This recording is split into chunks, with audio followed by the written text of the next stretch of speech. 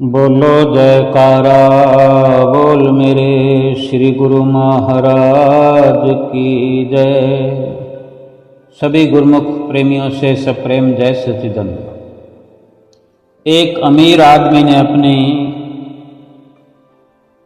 मकान की बंगले की खिड़की से झांक कर जो देख रहा था, क्या देखा कि एक गरीब आदमी बाहर जो कूड़ादान पड़ा हुआ है, कूड़ेदान से कुछ ढूंढ रहा है, कुछ निकाल रहा है और कुछ निकाल कर ले जाते हुए उसे देखा।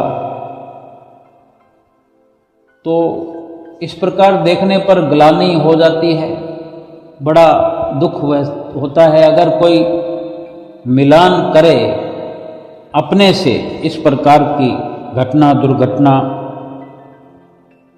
तो उसने भी अपने आप से उसको मिलाते हुए कि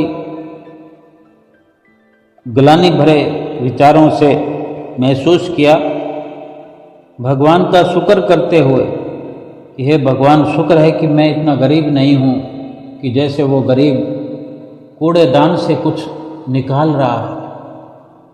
जिस कूड़े को लोग फेंक दिया करते हैं, उसी में से अगर कोई कुछ ढूंढ रहा है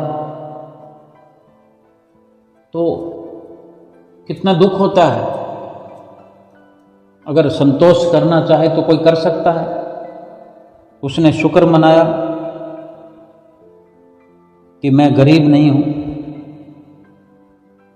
तो एक गरीब आदमी की बात है कि एक गरीब आदमी वो भी संतोष कर सकता है किसी को देखकर। गरीब आदमी ने जो चारों ओर देख रहा था, देखा कि एक जगह नजर आया कि एक आधे अधूरे कपड़े पहने हुए सड़क पर कई प्रकार से जैसे कोई पागल करते हैं, अनसमझ करते हैं, पागलों जैसे व्यवहार करता हुआ देखा। आधे अधूरे कपड़े पहने हुए दुर्व्यवहार किसी से कर रहा था। तो उस गरीब आदमी ने भगवान का शुक्र किया कि हे भगवान, शुक्र है कि मैं ऐसा इस पागल जैसा पागल नहीं हूं।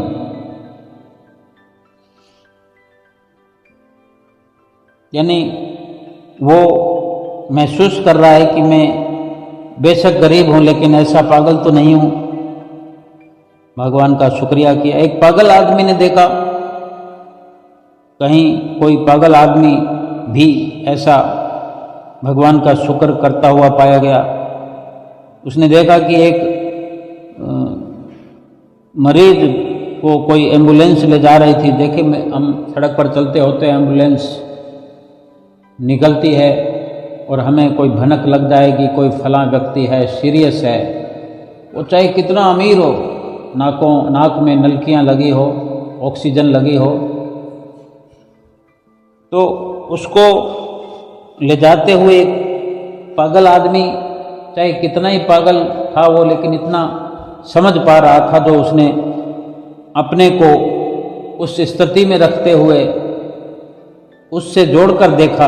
अस्पताल में जाती हुई एम्बुलेंस के अंदर जो व्यक्ति पड़ा हुआ है, उसकी जगह अपने आप को उस पागल आदमी ने रख कर देखा और शुक्र भगवान का मनाया। यह भगवान शुक्र है कि मैं इस जैसा बीमार नहीं हूं। यानी एक संतोष की लहर उसके भीतर भी चल पड़ी। अपने आप को भगवान का शुक्र गुजार करते हुए अपने आप को पाया। और फिर एक बीमार व्यक्ति, जो अस्पताल में अगर हम देखते हैं तो सारे बीमार एडमिट होते हैं, बेड पर पड़े हुए होते हैं, तो किसी एक बीमार व्यक्ति ने महसूस किया कि उन्हीं बीमारों में से किसी के मर जाने पर, एक बीमार के मर जाने पर उसको, बीमार व्यक्ति के शव को मोर्चरी में रखने के लिए स्ट्रेचर पर रखकर ले जाया जा रहा था, तो एक दूसरे बीमार व्यक्ति ने महसूस किया, बेशक वो किसी भी हालत में बीमार था, कितना भी बीमार था, लेकिन उसको भी शुक्रगुजार करने की ताकत भगवान ने बख्शी है, सोच बख्शी है ऐसी। और भगवान से वो शुक्र करने लगा कि हे भगवान, मैं तो केवल बीमार ही हूं, लेकिन वो तो मर गया, मैं तो जिंदा तो हूं। चाहे जितनी भी सांसें ले रहा हूं, हो सकता है मैं ठीक हो जाऊंगा, लेकिन उसका तो खेल खत्म हो गया। उसने ये सोचकर शुक्र मनाया कि मैं जिंदा हूं, यानी उस जैसा नहीं हूं, मैं उससे कितना बेहतर हूं और बहुत बेहतर हूं, मैं ठीक हो सकता हूं, अभी तक उम्मीद है। लेकिन वो तो गया। केवल अब बारी आती है कि मरे हुए व्यक्ति तक हमारी ये विचारधारा चल रही है, तो अब मरा हुआ व्यक्ति कैसे शुक्र करेगा भगवान का और किसके साथ अपने आप को मिलान करेगा। एक गरीब ने पागल के साथ मिलान किया, अमीर ने गरीब के साथ मिलान किया, पागल ने एम्बुलेंस में जाते हुए किसी बीमार के साथ मिलान करते हुए शुक्र मनाया, पागल ने भी शुक्र मनाया, और फिर वो बीमार भी उस मरे हुए व्यक्ति को देखकर शुक्र मना रहा है। तो अब मरा हुआ व्यक्ति तो शुक्र मना ही नहीं सकता, उसका तो खेल खत्म हो गया।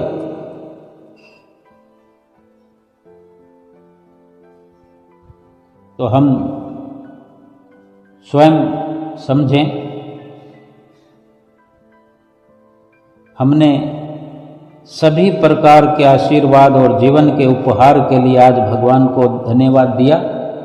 देखो, हम ना तो हम गरीब हैं, ना हम अमीर हैं, ना बीमार हैं, ना पागल हैं, ना हम मरे हैं। हमने भगवान को शुक्राना किया, और किया तो कैसा किया, दिल से किया। या हम शिकायतें ही करते रहे सुबह से लेकर अब तक, और अब से लेकर फिर सुबह तक, कि मुझे ये नहीं मिला, मुझे वो नहीं मिला। अगर आज का दिन हमें ये नसीब हुआ है, हमने आंखें खोली हैं, स्वस्थ के स्वस्थ हैं, जबरदस्त हैं, मस्त हैं, भगवान का नाम ले सकते हैं, ले रहे हैं, और अगर नहीं ले रहे हैं तो क्यों, क्या शिकायतें ही करना हमारा कर्तव्य है? हमने सुबह सवेरे कितनी सुंदर सुबह में आंख हमने खोली है, हमारा शरीर स्वस्थ है, हमारा परिवार स्वस्थ है, हमको पीने के लिए चाय है,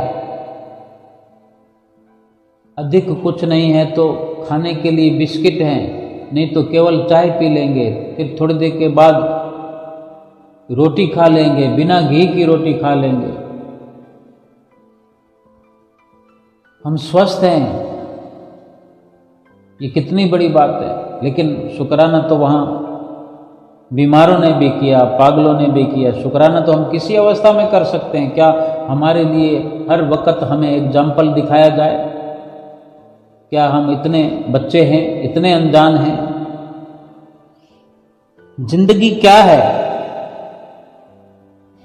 जीवन को बेहतर ढंग से समझने के लिए कुछ भी हम करें, लेकिन जीवन को यूं ही बेकार न करें, इस जीवन को नष्ट न करें, कबाड़ न बनाएं, जीवन को कचरे का ढेर न बनाएं, इस जीवन का लाभ उठाएं। कहने वाले तो कहते भी हैं कि जीवन को समझने के लिए अगर आपको समझना है तो 3 जगह पर जाकर समझ लो। अस्पताल में चले जाओ, कुछ समझ आ जाएगा। अगर घर बैठे आप नहीं सोच सकते हो तो वहाँ चले जाओ। हम विचार करें, क्या अस्पताल में जाकर मरीजों की हालत को देखकर ही हमें समझना होगा? क्या हम घर बैठे नहीं शुक्राना कर सकते? जहाँ जेल के भीतर जाकर देखें, जो कैदी भरे पड़े हैं, जिनके वहां से निकलने की कोई उम्मीद नहीं, एक गलती हो गई उनसे जो कुछ भी हुआ, गलतियां तो हम भी कर रहे हैं, हमने अपनी गलतियों को क्या रोक लिया? हम रोक सकते हैं, लेकिन हम क्या वहाँ जा कर के देखें तभी हमें समझ आएगी, तब हम शुक्राना करेंगे कि हम तो उनसे ठीक हैं। वो किसी से मिल नहीं सकते, सर उठाकर वो कभी जी नहीं पाएंगे। ऐसे ऐसे कैदी हैं जिनके पैरों में बेड़ियां बंधी हुई हैं, लोहे की जंजीरों में जकड़े हुए हैं। फिर वहाँ भी अगर संतुष्टि ना हो तो हम शमशान में चले जाएं, क्योंकि इन्हीं सब जगहों पर जाकर हमें समझने की फिर ताकत मिलेगी। या फिर हम अपने आप ही समझ सकते हैं, हम इतने छोटे बच्चे नहीं हैं, इतने अनजान नहीं हैं, हम सब कुछ समझते हैं, तो परमात्मा का शुक्र करना चाहिए। अस्पताल में जाने से बड़ी समझ हमें यही मिलेगी कि स्वास्थ्य से ज़्यादा खूबसूरत कुछ भी नहीं है जो स्वास्थ्य हमें मिला। स्वस्थ शरीर जो हमारे पास है, इससे बेहतर क्या है? अगर किसी बीमार व्यक्ति को कोई सोने की ईंट का तकिया बनाकर दे दिया जाएगा तो क्या वो ठीक हो जाएगा? सुकून उसको मिल जाएगा? वो यही चाहता है कि मैं स्वस्थ हो जाऊं। लेकिन हम स्वस्थ हैं तो हम समझें हमारी सोच कितनी बेहतर है, हम समझें कि हम कितने बेहतर हैं अगर हम स्वस्थ हैं। लेकिन हम कोई ना कोई रोना रोते रहते हैं। जेल में हम जाकर यही देखेंगे कि आज़ादी की कीमत क्या होती है। वो उन सलाखों के पीछे खड़े हुए हैं, जानवरों से बदतर जीवन वो व्यतीत कर रहे हैं। उनको पता है कि आज़ादी क्या है और हम आज़ाद घूम रहे हैं, लेकिन भगवान से शिकायतें सुबह शाम कर रहे हैं। शमशान में अगर हम जाकर देखें तो क्या एहसास होगा? यही कि जीवन की कोई कीमत है, उसको देखो शमशान में जलाया जा रहा है, दफनाया जा रहा है। लेकिन हम एक सुंदर जीवन के तहत जी रहे हैं, हम चल सकते हैं, फिर सकते हैं। शमशान में जाने से पता लगेगा कि हम किस अहंकार में हैं। जिस जमीन पर हम चल रहे हैं वही जमीन कल हमारे ऊपर होगी। लेकिन आज हम सुरक्षित हैं, फायदा उठाएं। दुखद सत्य यही है कि हम सभी कुछ नहीं लेकर आए इस दुनिया में और कुछ लिए बिना साथ जाएंगे। इसलिए हम विनम्र बनकर जीवन व्यतीत कर सकते हैं और करें। हर समय हर चीज के लिए भगवान के आभारी बनकर रहें। संत महापुरुष कहते हैं कि आप अपना दिल छोटा ना करें, कभी ऐसा ना सोचें कि आप एक पल भी अकेले हैं। इन सब बातों से ये बहुत बड़ी बात यह है कि हमें प्यार करने वाले, हमारी आत्मा का उद्धार करने वाले सतगुरु हमें मिले हुए हैं। सतगुरु की चरण शरण हमें मिली हुई है और हमें ये एहसास दिलाते रहते हैं सतगुरु जी कि अपना दिल कभी छोटा ना करें। और वो दिल कैसे छोटा हो सकता है जिसमें भगवान बसते हों, जिसमें सतगुरु का वास हो? वो तो विशाल है, वो दिल विशाल है।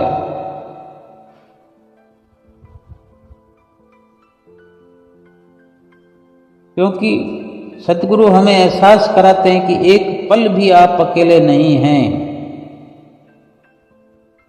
या आप ये ना सोचें कि आपको कोई देखने वाला नहीं है, पूछने वाला नहीं है। हमसे जो आपका सच्चा रिश्ता बन गया है, जिस सच्चे रिश्ते के बंधन में बंधे हो, गुरुमुखों के लिए ये सतगुरु की आवाज़ है, सतगुरु का फरमान है कि ये मत समझना कि आप अकेले हो, कोई आपकी संभाल करने वाला, कोई देख रेख करने वाला नहीं। आपको परमात्मा की ओर से, सतगुरु की तरफ से हर सहायता मिल रही है। आप कोशिश करो, समझने की कोशिश करो। लेकिन हम वो सब देखने की कोशिश नहीं करते, महसूस नहीं करते जो सतगुरु फरमान करते हैं। हम शिकायतों में लगे हुए सतगुरु के उपकारों की अनदेखी करते हैं, सतगुरु के वचनों की अवहेलना करते हैं, अवज्ञा करते हैं। हमें सोचना चाहिए, जिसकी हमें ज़रूरत है, जो हमें चाहिए जीवन में, कभी कभी हमें वो नहीं भी मिलता। कभी कर्मों का भार कुछ ज़्यादा इतना हमारे सामने खुल जाता है, कोई भारी कर्मों की पोटली हमारी खुल जाती है हमारे आगे, तो कुछ दिक्कत परेशानियां भी आ जाती हैं। कभी मानसिक दुख हो जाता है, कभी शारीरिक दुख हो जाता है, कभी खान पान से महरूम भी हो जाते हैं, खाने पीने की थोड़ी दिक्कत हो जाती है। कुछ तकलीफ़ों से गुजरना पड़ सकता है। हम यकीन माने कि जिन परिस्थितियों से हम गुजर रहे होते हैं, वास्तव में ये बहुत बड़ा लाभ उन कर्मों को भोगने में ये भी हो रहा होता है, क्योंकि सतगुरु की नज़र हम पर होती है। वो हमारे कर्म कटवा रहे होते हैं, सूली का कांटा बना रहे होते हैं और हमें अपने नज़दीक कर रहे होते हैं। हमारी दूरियां जो बनी हुई हैं, जो फासला बना हुआ है, वो कम हो रहा होता है उस वक़्त में। क्या कभी हमने सोचा? यही तकलीफ़ें, यही परिस्थितियां जिनसे हम गुजर रहे होते हैं, सतगुरु की तरफ ये जल्दी से पहुंचने वाला रास्ता सतगुरु हमारे लिए बना रहे होते हैं। और यही रास्ता फिर सतगुरु के नज़दीक ले जाकर हमें खड़ा कर देता है। हमारी आत्मा को सोना बनाने के लिए, कुंदन बनाने के लिए आग की भट्टी से गुजरना पड़ता है। आत्मा पर भार है कर्मों का। जब आत्मा को सुधार करना है तो उस पर जो कर्मों का लेप चढ़ा हुआ है वो उतारना पड़ेगा। तो थोड़ी ठोका ठाकी करनी पड़ती है, आग में तपाना पड़ता है। ऐसे ही तो सोने की ईंट को उठाकर गले में थोड़ी डाल लिया जाता है। कुंदन बनाना पड़ता है, जेवर बनाना पड़ता है, तो भट्ठी पर तो चढ़ना ही पड़ता है। कभी भी परमपिता परमेश्वर परमात्मा गलत नहीं हो सकते।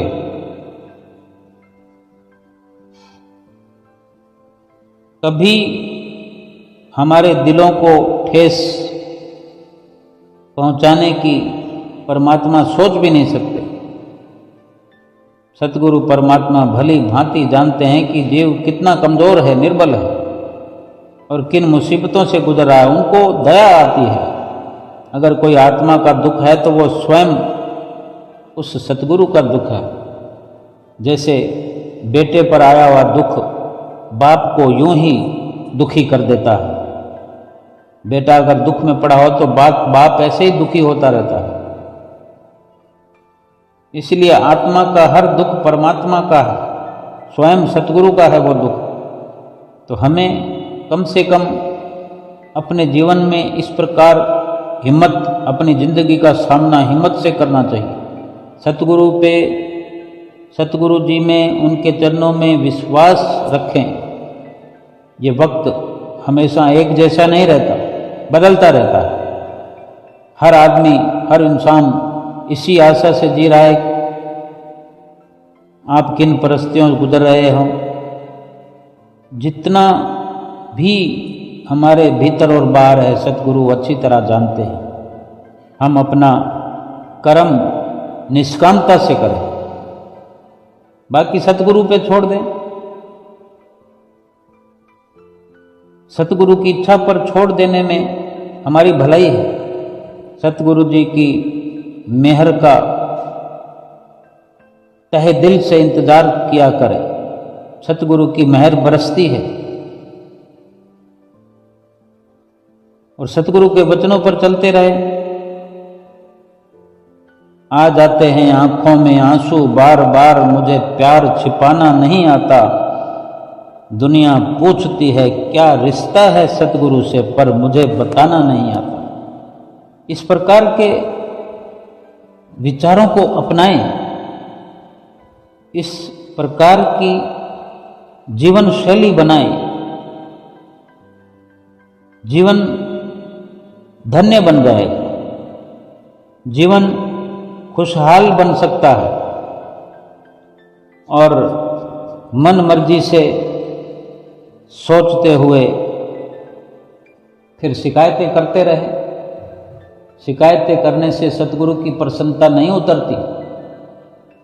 सतगुरु का दिल खुश नहीं होता, उन्हें दुख होता है, क्योंकि वे सदैव हमारे सुखों की कामना करते हैं, सुखों का प्रयास करते हैं कि हमारा जीवन सुखी हो जाए, हम सुखों से भरपूर हो जाएं, और हम शिकायतें कर रहे होते हैं। सतगुरु से सच्चा हार्दिक प्रेम करें, सच्चे वाला प्रेम करें, क्योंकि प्रेम हृदय से करना चाहिए। अगर हम देखा देखी वाला प्रेम करते हैं सतगुरु से कि 4 लोग जा रहे हैं तो हम भी चले जाएं दर्शन करने, 4 लोग सेवा कर रहे हैं तो हम भी सेवा करने चले जाएं, सेवा में लग जाएं, नहीं, हम मुस्तबिल बनाएं, अपना एक निजी, जो कहते हैं ना कि नियम बनाएं अपना। अगर देखा देखी करेंगे तो फिर सत्य जो है वो छिप जाएगा और परिणाम उल्टा हो जाएगा। हम सेवक हैं, हम भगत हैं, गुरमुख हैं, प्रेमी हैं। सतगुरु से हमने सच्चा रिश्ता कायम किया है, अटूट बंधन से बंध गए हम उनसे, और सेवक कहलाते हैं। सेवक सतगुरु ने स्वीकार किया है। सेवक का तो धर्म यही है कि सतगुरु के वचन जो चेतावनी देते हैं सतगुरु, अगर कठोर भी हों सतगुरु के फरमाए हुए वचन, चाहे कितने भी कठोर हों, हमारे मन के कितने विपरीत हों, उलट हों, हमको भाने वाले ना हो, इस प्रकार के भी वचन सतगुरु से हम सुने और समझ में भी हमारे ना आवे, तो कम से कम सत्य समझकर माने, सत्य सत्य करके महसूस करें कि जो भी सतगुरु ने वचन फरमाए हैं वो सच्चे हैं, हमारे हित के लिए हैं, क्योंकि सतगुरु हमारे हितकारी हैं, हितैषी हैं, हमारा बुरा कभी चाह नहीं सकते। ऐसी सोच अपने सतगुरु के प्रति अपने भीतर में धारण करें। जब भी सतगुरु की आज्ञा होती है, दिल में एक प्रसन्नता धारण करके उसको मानने का प्रयास करें। लेश मात्र भी अपने सतगुरु के वचनों पर संशय या भ्रम नहीं होना चाहिए। संशय या भ्रम अगर नहीं हुआ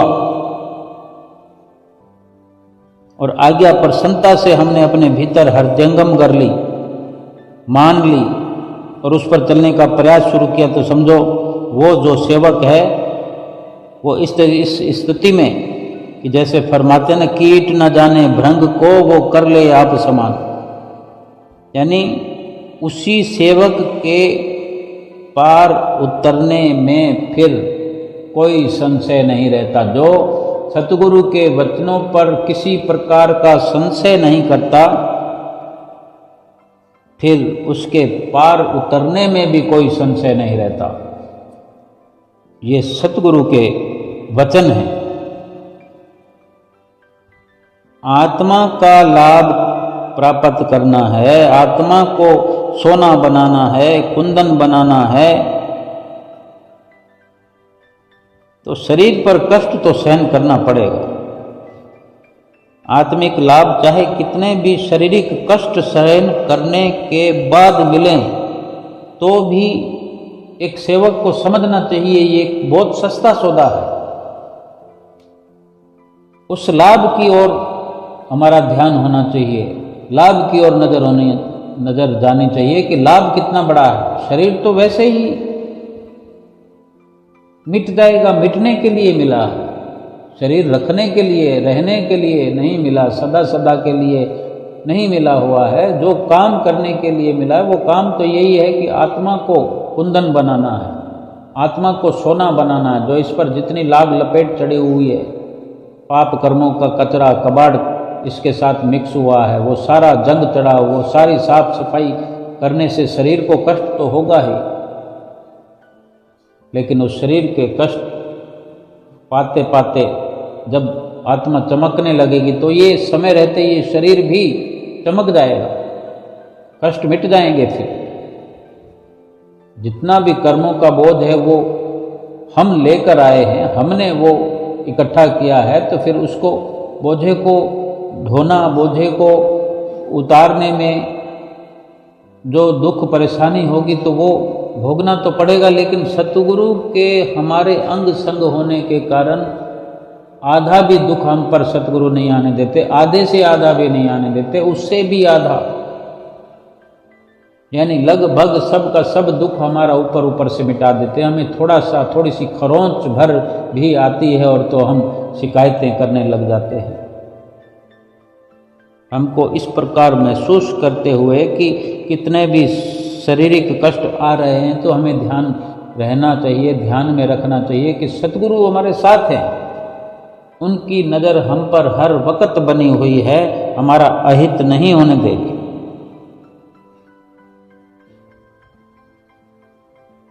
केवल सतगुरु के अंग संग होने के कारण, सतगुरु का आशीर्वाद होने के कारण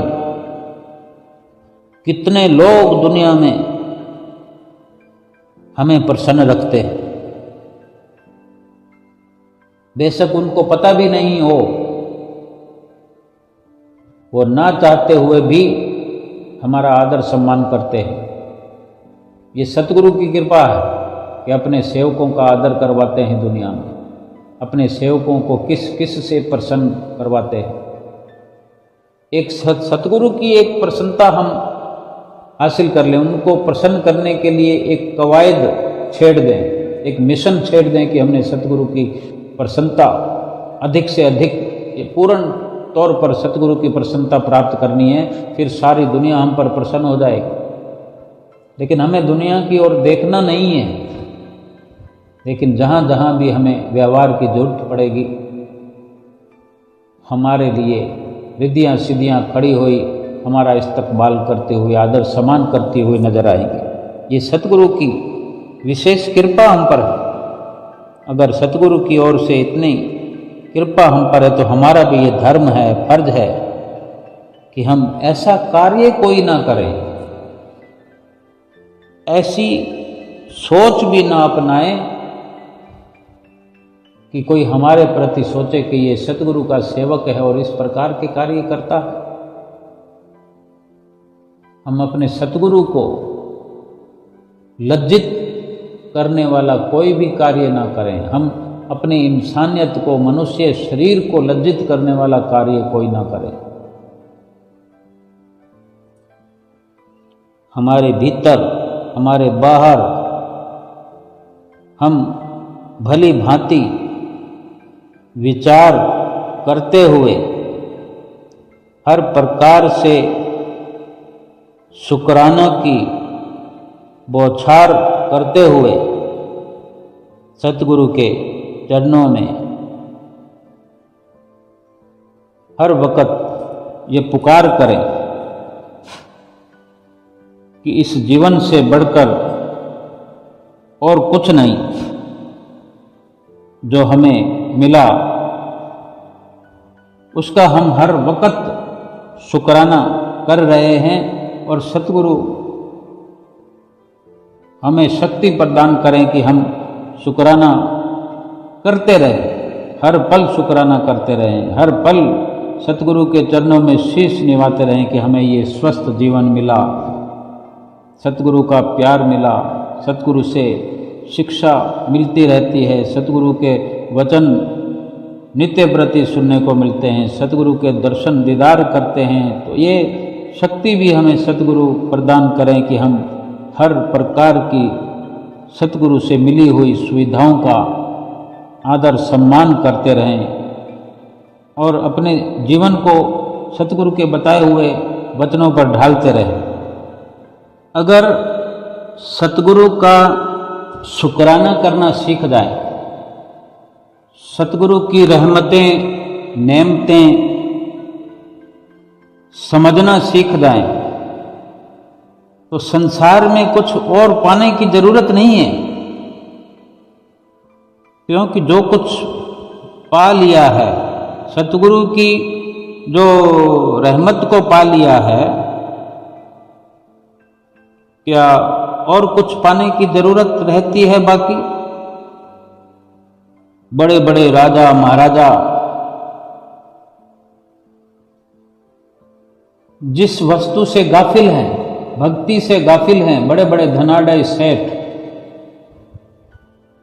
चाह कर भी सुख की प्राप्ति नहीं कर सकते, और हम सहज में उस सुख को पा रहे हैं। उस सतगुरु की प्रसन्नता के हम पात्र बने हुए हैं, और क्या प्राप्त करने की जरूरत है।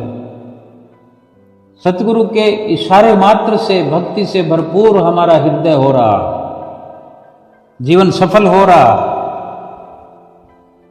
और करोड़ों अरबों होने पर भी और भक्ति से उनका अगर पल पल करके जीवन भक्ति के बिना, भक्ति से खाली जो जीवन व्यतीत हो रहा है, क्या वो जीवन हम अपनाना चाहते हैं?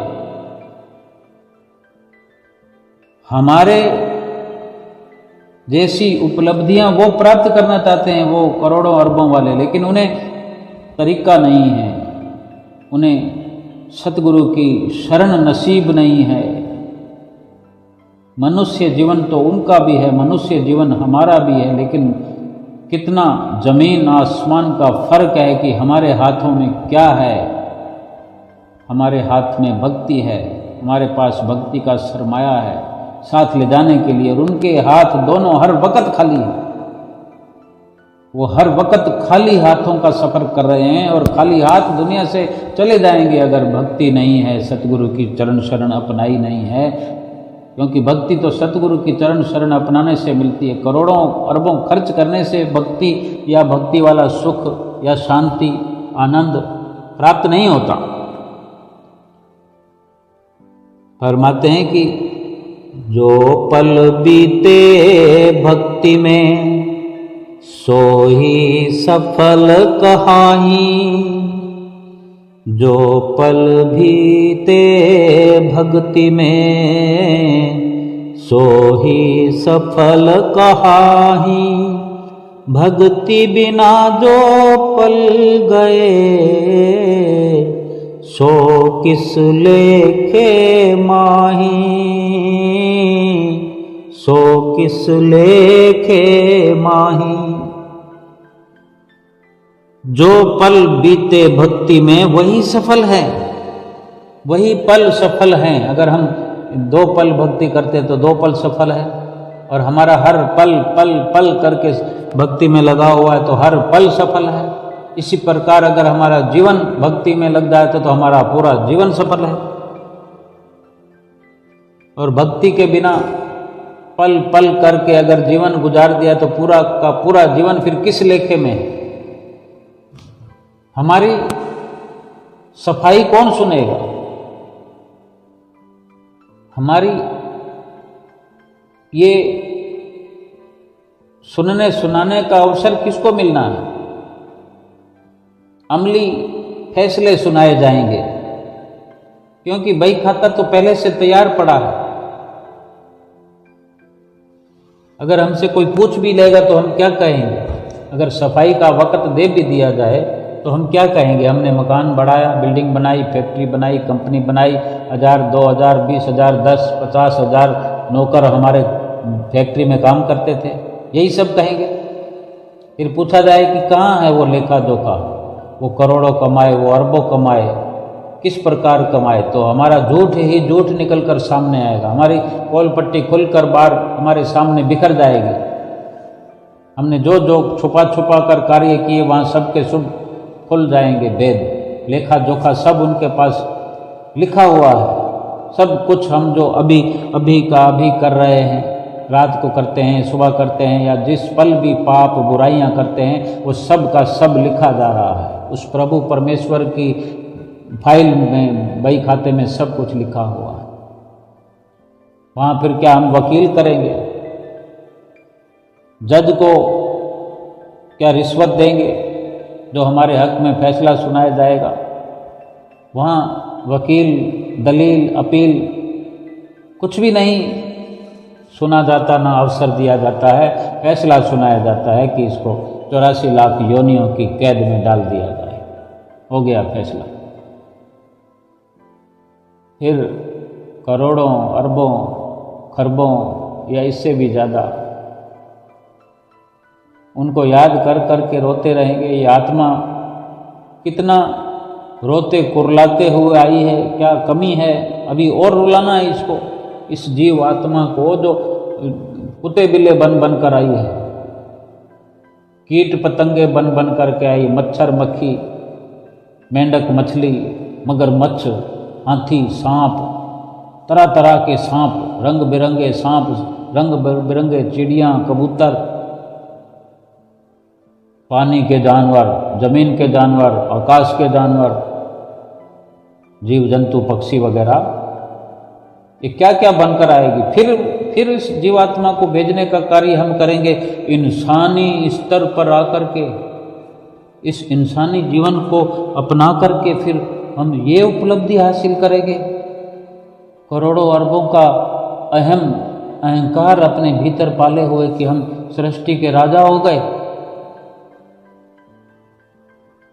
सृष्टि के राजा के बारे में भी फरमान है महापुरुषों का, सगल सृष्टि का राजा दुखिया, नाम जपत होवे सुखिया। इतनी सी बात, केवल इतनी सी बात, नाम जपत होवे सुखिया।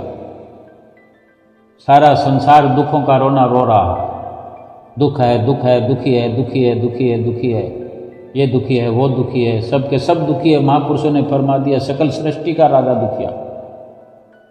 अगर सारी सृष्टि का भी राजा बन जाए, यहाँ कोई 10 बंगलों का मालिक है, कोई 100 बंगलों का मालिक है, 50 बंगलों का मालिक है, किसी एक छोटे मोटे राज्य का मालिक बन गया, बस उन्होंने तो सारी सृष्टि के मालिक के लिए ये वचन फरमा दिए, सगल सृष्टि का राजा दुखिया। और सुख भक्ति में बता दिया। और भक्ति तो गरीब से गरीब इंसान कर सकता है, यानी हम सभी कर सकते हैं। और हम तो गुरमुख हैं, तो हमने तो भक्ति की शुरुआत कर दी है। अगर शुरुआत कर दी है तो किसी अंजाम पर भी पहुँचे होंगे स्टेप बाय स्टेप। लेकिन ये तो हमें भी सोचना पड़ेगा कि हम शुरुआत करके बैठ जाएं कि यानी दुकान खोल दी हमने, फिर ये नहीं देखना कि हमारी दुकान में क्या है, बिक रहा है कि नहीं बिक रहा है, कैसे बेचना है, कैसे दुकानदारी करनी है। तो भक्ति की दुकान सतगुरु ने खोल रखी है, तो हम भी अगर उनके भक्ति खरीदारी, हम भक्ति के खरीदार हैं, वो देने वाले हैं, हम लेने वाले हैं। सतगुरु देने वाले हैं, भक्त लेने वाले हैं। सतगुरु ने देना है और हमने लेना है, उसकी कीमत भी तो चुकानी पड़ती है ना। भक्ति को खरीदने का भी उन्होंने जो एक कीमत दर रेट रखी है, वो हमें बताया है कि हमें नित्य प्रति भजन सुमरन करना है, 5 नियमों की पालना करनी है, बस यही कीमत है और मिल जाएगा सुख। जो राजाओं महाराजाओं को जो सुख नहीं मिला वो हमें मिल जाएगा। ये कितनी हम स्वयं अगर गहराई में सोचें, गहराई में गोता लगाएं, अपने भीतर झांकें कि वो सुख जो अरबपतियों को नहीं मिल सकता, मिला तो नहीं है लेकिन मिल भी नहीं सकता, वो तो हमें ऐसे मिलने के लिए बस एक लम्हे की दूरी है कि हम अपने भीतर वो ख्याल पुख्ता करें और भक्ति इधर, यानी वचनों की पालना इधर और भक्ति उधर। हमने सतगुरु की ओर ये संकल्प दोहराना है कि हम आज्ञा की पालना करने के लिए तैयार खड़े हैं। आप दया करें, कृपा करें और भक्ति का खजाना हमारे भीतर में उड़ेल दिया जाएगा। और भक्ति में ही वो सारा सुख है। नाम जपत होवे सुखिया। गुरु नानक देव जी महाराज जी ने भी अपनी वाणी में सुना कि नानक दुखिया सब संसार। ये किसी से पूछने की जरूरत नहीं है कि हम गली गली में या घर घर में पूछने जाएं, भाई तू दुखी है कि तू दुखी है, कि जो गुरु नानक देव जी महाराज ने फरमाया है तो हम वो पूछने निकल पड़े कि उन्होंने सच कहा है कि झूठ कहा है। ये 16 आने सच है जो संतो महापुरुष ने फरमा दिया कि नानक दुखिया सब संसार। फिर इसका ये मतलब थोड़ी है कि कोई सुखी है ही है ना, उन्होंने ही फरमाया नानक दुखिया सब संसार, सो सुखिया जिस नाम आधार। सुखिया वही है दुनिया में जिसको नाम का आधार है, जिसको नाम पर भरोसा है, जिसको नाम का सहारा है, जो नाम के सहारे चलता है, जो पल पल में नाम जपता है, जो सतगुरु का बख्शा हुआ नाम है उसको जपता रहता है, उसको जपते रहने से ही हर पल सुख की प्राप्ति होती है। जैसे जैसे नाम जपता जाता है जीव, वैसे वैसे सुख मिलता जाता है, भक्ति मिलती जाती है, क्योंकि भक्ति ही सुख की खान है। भक्ति सुख का मूल है, भक्ति सुख की खान। भक्ति सुखों की खान है, भक्ति सुख का मूल है। फिर हम अगर सोचते रहेंगे, करेंगे नहीं, तो केवल सोचते रहने से या सुनते रहने से वो सुख नहीं मिलेगा, भक्ति नहीं मिलेगी। भक्ति को हासिल करने के लिए तो ये फरमान हो गया कि भक्ति किसी भी प्रकार से भी मिले, जैसे भी मिले, भक्ति को करना है। भक्ति के लिए शरीर पर कष्ट सहन करना भी एक सस्ता सौदा है, क्योंकि भक्ति चाहिए आत्मा के लिए, और ये आत्मा का लाभ है, और आत्मा का लाभ सच्चा सौदा है। शरीर के जितने भी लाभ हैं, शरीर के लिए जितने भी लाभ वाले कार्य हम करते हैं, वो शरीर यहीं पड़ा रह जाएगा, तो शरीर के लाभ भी यहीं पड़े रह जाएंगे। शरीर आगे जाना नहीं है। हमने एक बार नहीं अनेक बार देखा है कि शरीर को इधर ही जला दिया जाएगा, दफना दिया जाएगा, यहीं पर मिट्टी में मिला दिया जाएगा, और वही मिटाएंगे जो साथ में रहा करते, जो साथ निभाने की कस्में वादे खाया करते हैं, वही मिटाते हैं, वही पहल करते हैं कि चलो जल्दी करो। लेकिन आत्मा जो है, वो आत्मा कब किस वक्त चली जाएगी पता नहीं है। तो आत्मिक लाभ को अभी का अभी हम कमा लें, अभी प्राप्त कर लें। कब किस वक्त आत्मा को जाना पड़े तो वो लाभ आत्मा से पहले ही वहाँ पहुँच चुका होगा, तभी आत्मा सफल हो पाएगी अपने मिशन में, जो उसको एक जो लक्ष्य लेकर के आत्मा आई है कि प्रभु परमेश्वर से मिलना है। इस मनुष्य जीवन में प्रभु परमेश्वर से मिलने के लिए ये हमारा मिशन है। जीव आत्मा को प्रभु परमेश्वर के साथ मिलाने का आत्मिक लाभ यही है। भक्ति की ज़रूरत यही है कि आत्मा ये परमात्मा से मिल जाए, परमात्मा से एकाकार कर जाए। यही बड़ा लाभ है सब कुछ। तो हमें अधिक से अधिक ये करते हुए कि आत्मा लाभान्वित हो जाए, आत्मा अपने लक्ष्य में कामयाब हो जाए, इसी चिंता के साथ, इसी चिंतन के साथ हर पल भक्ति में व्यतीत करते हुए, भक्ति को प्राप्त करते हुए और भक्ति की संभाल करते हुए, सतगुरु की प्रसन्नता हासिल करते हुए, भक्ति का सरमाया एकत्र करके जीवात्मा को सुरखरू बनाना है। बोलो जयकारा बोल मेरे श्री गुरु महाराज की जय।